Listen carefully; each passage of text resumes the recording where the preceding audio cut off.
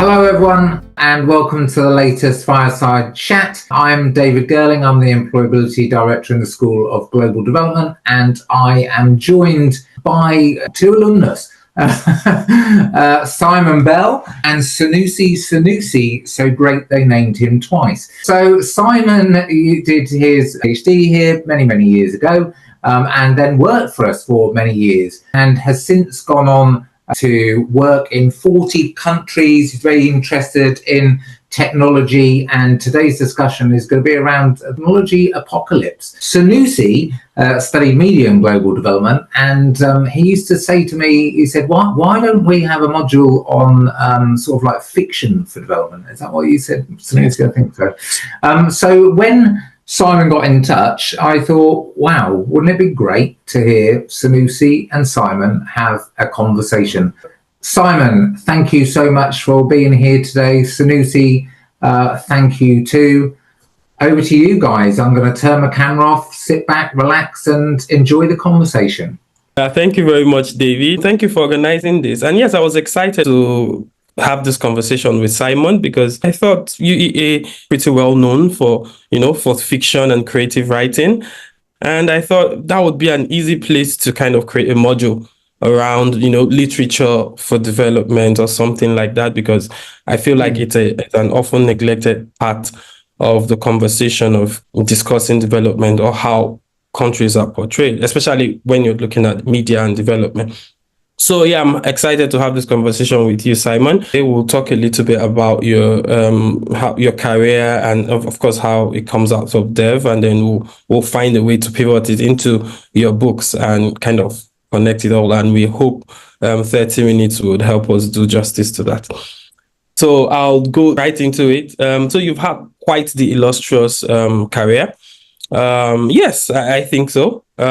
Because you started off studying development studies at UEA, at least for your undergraduate degree, and then went to do information science for your master's at City St. George, University of London, at least if your LinkedIn profile is correct. Okay. Yeah. So, and then you came back to UEA to do a PhD. I'm guessing, if I remember again, development, but systems analysis. I'm finding out now that you also kind of taught and was a research assistant at UEA. That's a whole lot already from the academic angle. And then when you started working fully, you went to Open University, 10 years there, and then later CEO at the Bayes Watch Institute doing research and all of those things. And I'm now thinking, after all of this, and you decided, okay, it's fiction time. I'm retired now. I'm going to write fiction. And so we're going to get to the fiction bit. But what I want to ask here is, how would you say your time studying at UEA, at least at the undergraduate level, how did it shape first of all, your worldview, going, doing all these things, studying, but also all the way down to you writing fiction? Thanks for that, and thanks for the introduction from both of you. I think I see my time at UEA as a student as like an enlightenment.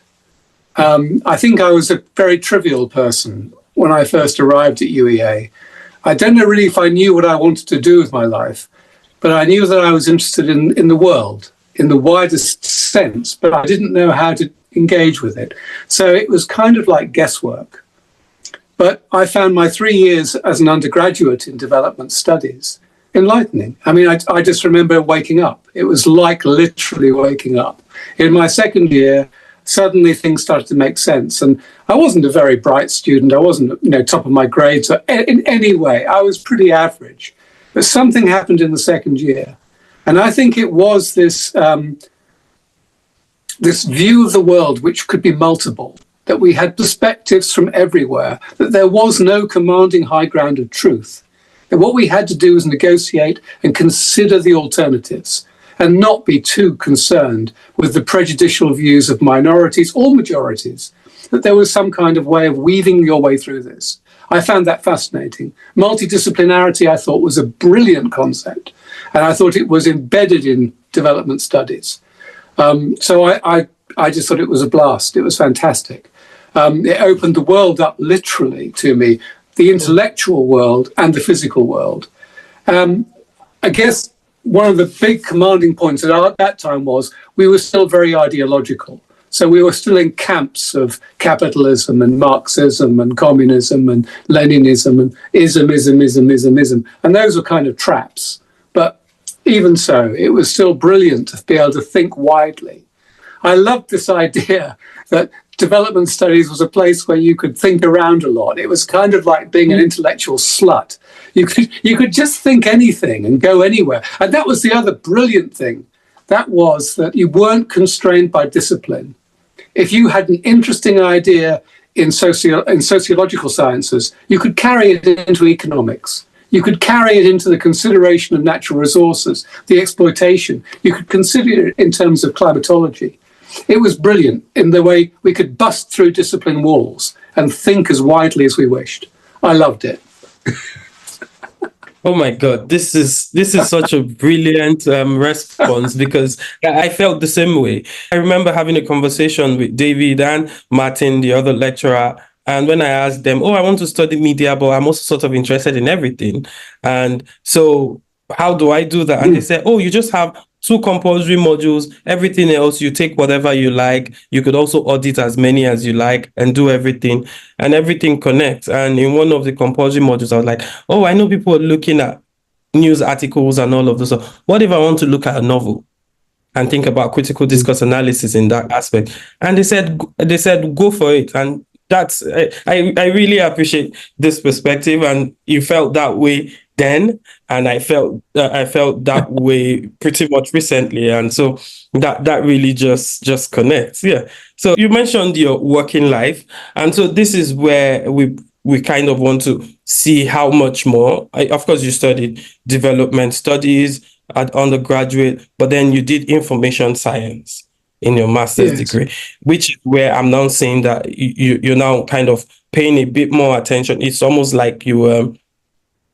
finding a niche, if we were to say. So from information science, and then you end up becoming a professor in innovation and methodology. So so this is where we're saying you sort of are not looking at information technology and all of these things, and somehow you're writing a post-apocalyptic novel, right, about AI and all of these things. And usually when people go to study information science or work in innovation and all of this, they don't necessarily have that post-apocalyptic view of it, right? So I'm sort of sensing there is a dev influence there, where you've already seen the ideologies that shape the world, the inequalities, all the things that move things around. And then you come to information science, and you're not just a geek who thinks, technology is going to change everything for good, will revolutionize, but you're also thinking, it can disrupt in a negative way. How did it hone, and how did it shape how you went on to kind of perceive, and also, because you're a professor, also dish out the knowledge of technology and innovation and all of this stuff? Yeah, okay. That's a huge question. So yes. Okay,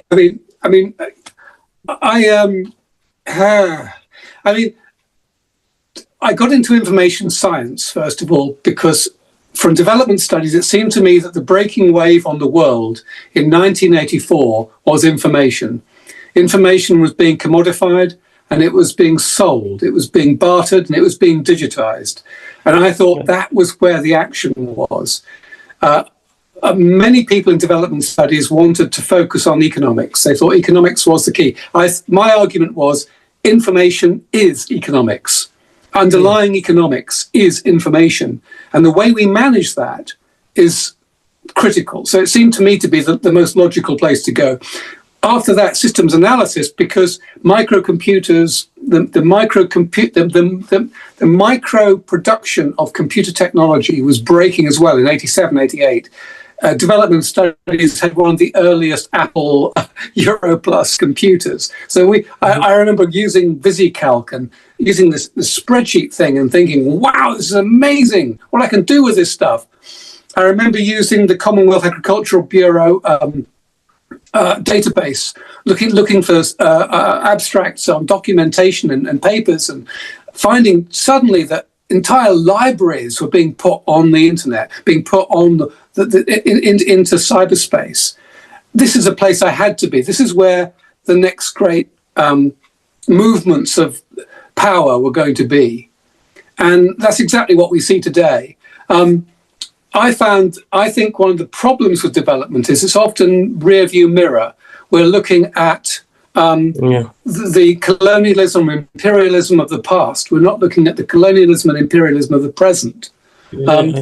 At this moment, at this time, the world is dominated by a few individuals. I mean, Cecil Rhodes would have loved this. You know, he'd have just thought this was so groovy that he could just sit in London or in New York or in San Francisco and basically control the informational infrastructure of the world. The problem is that the technology we're developing is starting to control the masters of technology. These superhuman beings who think they can control the flows and pulses of information are ultimately being controlled by their own creation. Now, that's a kind of Frankenstein-esque model. Now, just going back to the other important part of your question, which was why fiction? As an academic, all the way through to becoming a professor at the Open University, I had to write in a factual way. I had to use sources. I had to note my sources. I had to do proper research. And I like doing that. That's cool. I was enjoying that. But it very much controlled the messages that I could write. A lot of my books and papers, there's a foreword or an afterword, which is more like a dream, where I'm saying, yeah, but what if? And I was allowed to do that, but only that. With novels, you can go completely crazy. And you're allowed to do that. It's a fiction. It's not true. It's just a thought. Yeah. But George Orwell was writing fiction, you know? Yeah, and he was. Look at the power of that. Fiction is so powerful. And I love that as well. In this uneven contest between societies and cultures, fiction is a great way of gathering arguments and presenting them to people in a way which they find quite acceptable. I'm not shouting, I'm writing. I'm just trying to have fun with words. But if people find that interesting, then that's cool too. That's really lovely. I mean, I'm not shouting, I'm writing. I like that, right? Because also you were just saying you're having fun with words, and which kind of brings us to the crux of first novel in the series, the Epilogue event. You have the Epilogue event, and you have Baptized and the Newly Born. And the Epilogue event sort of sets the tone. It's a process of that radicalization through language. But it's particular for you. It's not through videos or stuff, which, of course, with AI, now we're seeing a lot of, AI-generated videos, and sometimes you're questioning yourself, is this real? Isn't this real? And everything. But for you, it was particularly language. Yeah, Dr. Gordon Langley, and then he's reading this, and then he gets entangled, and it's a psychological code, for mass radicalization. And it's, of course, digital communication encompasses everything else, but it's also language specifically. What would you say drove that for you? Why did you choose to capture it in that manner? It seemed to me, in my work with technologies, that people were very easily captured by ideas presented in a technological way. And they would very easily succumb. I would very easily succumb to repeating and propagating ideas that had just buzzed into my brain. It was like, it was like some kind of a virus. I was writing some of this during the time of COVID, and we had there a virus. Coming to that. we had a virus that was in the air that nobody knew where it was, how powerful it was. It was terrifying. I walked the streets of London. I was the only person, and I kept expecting to be arrested because I was the only person out in the streets. Everyone was contained in their boxes, in their homes. And I thought, what about if the virus was digital? So it has no biological sequence. So there is no capture of this virus in terms of contemporary uses of vaccines. What if the virus was actually a digital virus and it affected me the way I saw people being affected? You walk down the streets of any major city. I've just come back from Hong Kong. Everyone is looking at their phones, walking along, bumping into each other, not seeing each other, captured by the device, captured by the ideas contained within it. It's more real than the people walking around them, the physical world. I wanted to capture that in really, but under that there is a more pertinent thought, and that is that 3,000 years ago Plato wrote about doxa, and doxa in the Greek means opinion. And the capture of the youth of Athens by opinion. He wanted people to be reasonable. He wanted people to think. Socrates wanted people to consider and reason their way to their world. But he noticed that people were much more taken up with just opinion and agreeing with other people just because other people were charismatic or powerful. This seemed to me to be the root cause of the problem with the way that computers and in particular cell phones were carrying messages that people were just accepting and moving along with. And if you see many of the nationalist and powerful political movements going on at present in the world, they're captured by powerful men, normally men, who basically throw out a few symbolic phrases, which are then sort of repeated ad nauseum without thought.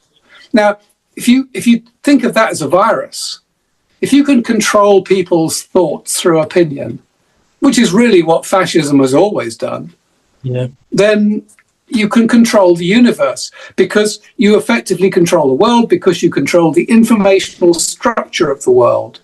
If you have that informational structure, if you have a viral contamination on it, effectively you can control everything. And that was scary. This, by the way, this came out of some research I was doing in 2010. The first book is set in 2010. I was doing research on 2010, proper academic research on the future of the internet. Where will the internet go? And we were being playful. We were thinking about what would be the next Facebook. But at the same time, this thought came, well, hang on, we're now talking about super intelligent artificial intelligence. What the hell will that do when it starts to really click in? How can that work? How can that end up in a good way? We're seeing quite a lot of it happening right before us here. And interestingly, you've posed some of those questions ahead of time. And so I think you already touched on a little bit of what I was going to speak about. So I'll try to kind of pair with another question. So first of all, the novel is also they are post-apocalyptic, and you published Epilogue event, I think, in 2024, last year, and then Baptized and Newly Born came out this year. And so both of these novels were published after COVID, but COVID itself, for many people, seemed like the apocalypse itself, right? Because a lot of things happened. And now I was going to ask this, but you've already said you've started writing the first one during COVID, right? COVID pandemic. And so, and you've also said that it sort of shaped your understanding and sort of how you were able to capture it well. And now I'm thinking, we thought COVID was the apocalypse at the time we were going through it. But we came out of it and people almost forgot what that was like. And a lot of things in our lives changed as a result of COVID and not gotten back to those things, right? But then new things are coming up, right? And particularly AI. And it's moving so fast. It's so difficult to kind of keep up. 2 years ago, you would say, oh, you could detect an AI video, an AI image. Oh, they can capture fingers really well. Oh, they can do this, they can do that. And now you see a video and you're wondering, oh my God, is this real? Is this AI? And there are many things you hear from OpenAI, from everyone, from Elon Musk, from everybody. They have these crazy ambitions and they just want to keep this thing going. And of course, the thing you're mentioning about now of controlling people's opinions and controlling people's minds, you could just look at Grok, for instance. which is the XAI one. X or Twitter is particularly known for its virality and polarization and all of those things. But now you add a generative AI chatbot that authoritatively and snackily says things as if they are fact. And then there are a lot of people who believe it to be true, and they just keep going with it. And there are people who swear that Elon Musk is it. And so, in your opinion, I know you've written this as a fiction, is a psycho thriller. It's almost sort of speculative. But do you think we are already in post-apocalyptic, or is this another apocalypse that will probably snowball into something as life-shattering as what you've captured in the novels? Yeah, I think we're already in the foothills. We're not in the mountains yet, but we're in the foothills for sure.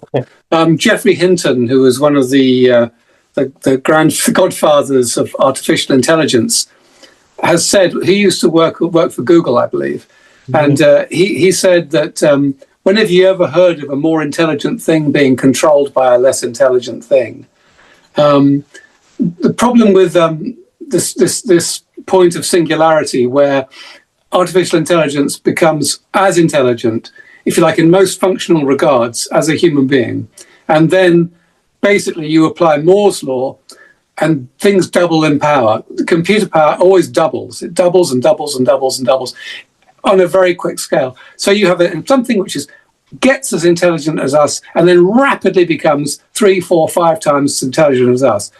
We're talking about a technology which looks at us the way that we look at dogs or chickens or animals. We aren't in that game.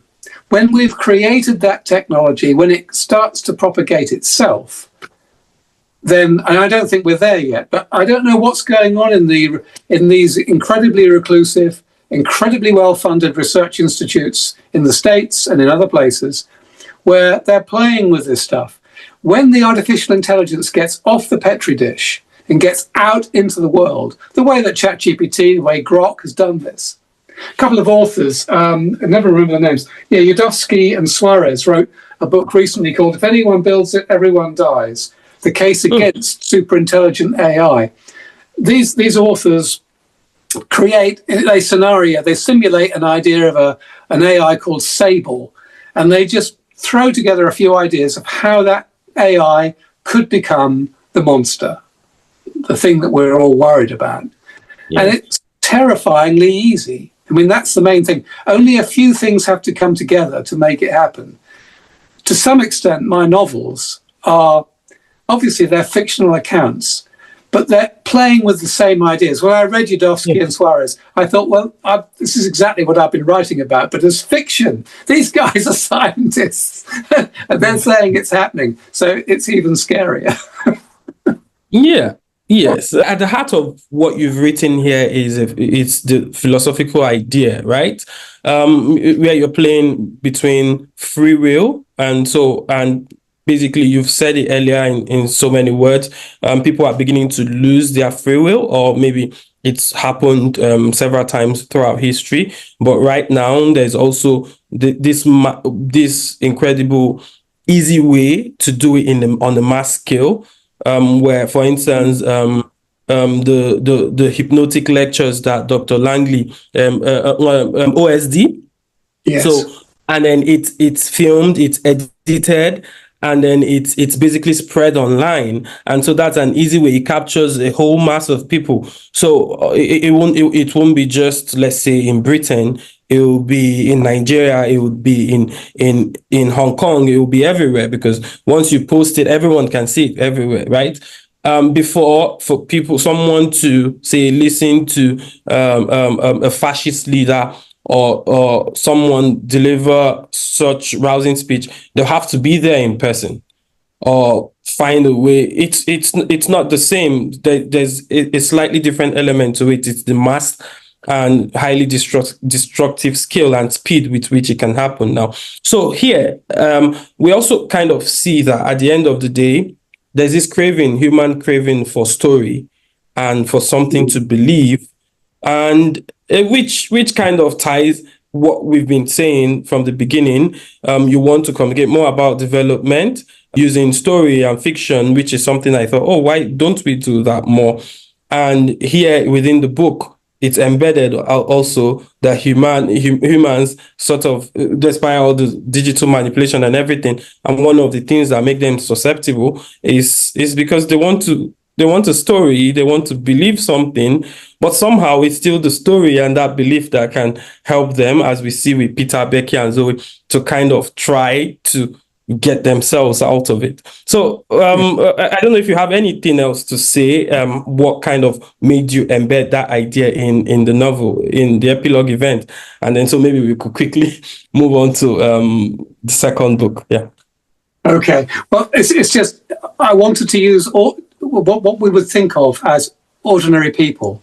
Okay. One of the things I don't like about a lot of the fiction which we see today in science fiction is it often relates to some kind of superior or superhuman element. These are ordinary people who are just confronting the mess as it starts to break. And they're trying to understand it and figure out how they survive in a world which they perceive is changing dramatically. The first book, you're quite right, the epilogue event is set in 2010. It's the beginning of the process. The AI does not work to a human sense of time. The second book, Baptized and Newly Born, this is when the actual, if you like, the plague, the pandemic has broken, and it's set in 2020, and it's largely set in London and Milton Keynes in the UK. And at this point, it's going crazy. People are really being affected in a very, very bad way, and civil structure is breaking down quite rapidly. I'm very interested in that. I'm very interested in the gradual process of entropy as things start to fall apart, as things start to crumble and break. How do people react? How do ordinary people react in those circumstances? I'm interested in looking at that and seeing how that works, because in my work in development, I was often working in places where things were falling apart, and people were working really hard to try and keep things going or make things happen or bring about constructive change in environments where things were not working well. That very much infects my writing here, bringing those ideas of how do people function as the structures around them become more and more unforgiving, and they are very, very hard pressed by that. Yeah, I think that's really well captured in the book. I really enjoy that reading, and I want to just mention like a quote. I think I noted it down because I was like, okay, I think this is a good way to kind of wrap that conversation around the epilogue event. It said there was no new story to tell because in the great events to come, stories themselves were threatened. Is it something you believe right now? Do you think stories are threatened? Human beings are storytellers. And we're storytellers because we have messages to give each other. We do it spontaneously. You and I are doing it this evening. We're telling each other stories. It's what human beings do. It's such a brilliant part of being human.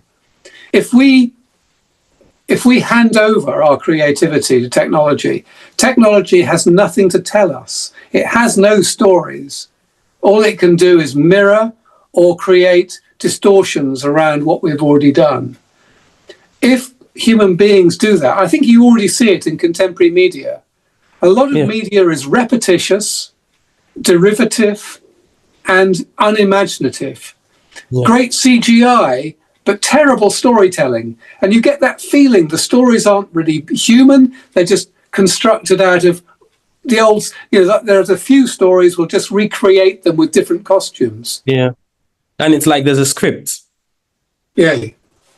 And the script is reworked and reworked. Yeah. What we love, I think, when we sit down and talk to each other is to hear uniquely human stories. And we are spontaneously creative. I believe that. We are spontaneously interesting to each other if we can keep doing that. And it's almost like an Ursula Le Guin feeling. There could be the end of story. the end of story means the end of creativity and humanity. I think it's more important than data. It's more important than science, because science itself is a story we tell ourselves. That's why I think fiction is actually more important than the stuff I was doing as an academic and as a researcher. And you know what? I agree with you wholeheartedly, Simon. The moment you said the phrase, the end of story, I was terrified. I had a little tremor within me because I don't know what I'll do if stories end, if there are no more stories to tell. And so let's talk a bit more now about Baptized and the Newly Born. So here now, the timeline has graduated. We're now in the middle of the aftermath of this AI-driven pandemic that it's taking over, and then they are now creating newly born people called Generation Hope, right? It's like a species, and this is from the Project BP Yellow, if I remember. It's been a while. I had to go sort of thumb through the books again to kind of get some of those points so I don't forget them. And of course we still find Zoe and trying to sort of fight and find ways around it. But at this point, it seems like it's pretty late because, there's a new generation that doesn't even know what happened before. And these ones, it felt like I'd seen it in a film before somewhere. And once, you watch them and you feel, then when you watch them, you feel, yeah, this is imaginative and all, but you don't think it's real. But somehow, because we are right on the foothills of it, as you said, that we've not gotten to the mountain yet, but you're seeing a sort of like the mountains in Baptized and Newly Born, or maybe just an emergence of the mountain. And it's telling us, oh, if we're at the foothills now, this could be our future. And I don't know how were you able to imagine this, right? We were thinking about the people who exist now and how AI and the technologies and everything that's been created will affect them. They say people are losing their cognitive abilities. They say people can't read for long anymore. People can't think, and critical thinking is dying and all of these things. But then your book is saying, oh, beyond that, there's also a generation being created newly out of this thing, and these ones don't even know what it was like to have better cognitive functions or better critical thinking. What kind of gave you that idea to fit that in this book? I guess there are 2 points there. First of all, the subjugation of women. So part of Baptized and Newly Born is that the survivors of the pandemic need women to have babies to recreate the world, because 80% of the world has gone crazy or died. So we have there a popular myth within dystopian writing that women become very, very precious to the society, but as the bearers of babies. So we see Zoe and her friend Jenny. Handmaid's Tale. Exactly. We see these women now being pressured, gently, but pressured into having babies for the good of the coming society. Generation Hope. But the second part of this is that the pandemic hasn't finished, and Generation Hope becomes the newly born, and the newly born are monsters. So we have there two, if you like, tropes from dystopian writing. First, we have the subjugation of women, reducing women to those who bear children, and that's all. And then secondly, we have the monsters emerging from that process, so that even this process is being corrupted. Generation Hope become the newly born, and the newly born are monsters. So it takes us darker. I'm afraid the story gets darker. And yes. And I mean, I know there are still, I'm in more books. It just keeps getting darker and darker. And what you just said here, another quote that I took out said, "It have found humans so very easy to play, to deceive, and to encourage into pathways not of their own choosing. It will be marked down as yet another human failure to understand the stakes in the fatal game they were playing," which sort of captures this moment. Yeah. This is the moment where a lot of people are not thinking. It's sort of like the Netflix movie Don't Look Up, where there are scientists warning the leaders that, oh, look, there's a global catastrophe. There's an asteroid coming to shatter Earth, and they're busy laughing. Everyone is just joking around and playing it around. And I think that's the same thing that's captured in this quote from the novel, where he says, humans are so easy to play because everyone is just doing, what, let's say the technology, let's assume it has an agency of its own, what the technology wants, rather than what they should be doing to avert the terrible thing that's coming as a result of the technology.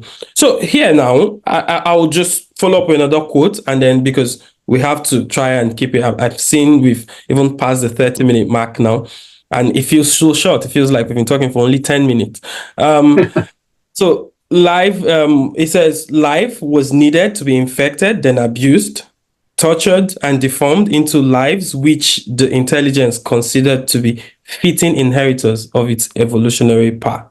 So, evolutionary plan, sorry. So, it sort of feeds into what you just said, right? That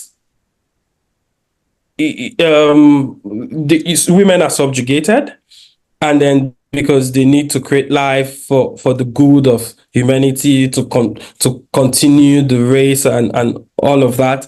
And then, but what they really want is, they just want new foot soldiers to continue the path of the intelligence, if you call it that. But I think the monster is my preferred term. The monster's plan. So this is a question that will help us wrap up now. Yes, we're writing fiction, we're doing all of those things, but what more do you think we can do? Well, I don't know about retired. I feel that the third book in the series, which is called The Lost Tunnels of London, comes out in February next year. The fourth book, The Woman in the Light, comes out the following year, and the final book, Beneath the Graves, comes out the year after that. So there's 5 books in the series. It does all wrap up at the end. So what I'd say is that, again, go back to development studies. One of the weaknesses exploited by AI is the way human beings can be channeled down areas of expertise where they miss the point. They miss what's obvious. If you just jumped over your disciplinary boundary, you'd see how what you're doing is crazy. In development studies, people are encouraged to jump boundaries, think in a multidisciplinary way. This is very human. It's very confusing, it's very difficult, but it's very important to try and do. One of the captures here, one of the things the AI does, it captures people by channeling them down narrow pathways of consideration where they don't see beyond the boundaries of their own myopia, their own walls. So that goes. Well, if you like, it's another thing that came from development studies. Was we have to understand the world as a totality. It's very confusing. It's very difficult, but it's also very exciting and very human. I agree. When we channel ourselves into narrow pathways, we see the world very brightly and very sharply, but we often miss so much because the world is not divided up like that. It is a totality. And I think, again, I would say that I am very grateful for my time with development studies, because it gave me that capacity, if you like, to see beyond the narrow channels. I know a lot of technologists. They're brilliant people. They're fabulous thinkers. They're great computer scientists. They're great data scientists, but they're very channeled. They only see the presenting problem in their discipline. They do not see the consequences of their actions. And this is one of the problems we're facing today, is the consequences of complexity. And again, that's something that I've worked on a lot in the systems department at the Open University when I was there. Oh, thank you very much, Simon. That's a very good way to also kind of give people like us who seem to be generalists the idea that, oh, it's okay to kind of be interested in all these areas, not just zeroing on one area, because everything is connected and there's a way that all these things come together. That makes me feel very good. And I know there are so many people in dev right now that will feel so good about this. And I just want to say, I'm looking forward to getting the physical copies of all these books the next time I'm in the UK, because I really think I should have all of them. And this is coming from someone who isn't necessarily a big fan of science fiction. I used to be the historical fiction and literary fiction guy, but I think safe to say that I've been sold, and it's all thanks to you, Simon. Thank you. Thank you for being such a kind and generous host. One last thing. If anyone's in Norwich this Saturday on the 25th, at the Forum in Norwich, there's an indie book fair. I will be there, and I will also have some books with me. So if somebody wants to come and talk to me, please come and talk to me in Norwich this Saturday, the 25th. Yeah, cool. Weirdly, I've just been looking at up the Epilogue event online because I'm sold as well. I'm not usually a science fiction person, but yeah, I'd really like to definitely read the Epilogue event. And here, I thought this was really funny. There are a few reviews: brilliant and moving, intriguing and worrying, gripping, thought-provoking, and hard to put down. But this was my favourite. What a creepy dystopian book! It was great. Yes. And I think they are all honest. They are all true. Oh, dear. They are all true. Yeah, I agree with them. Thank you so much, David. I'm so happy to have had this conversation. Yeah. Brilliant. Well, thank you so much once again.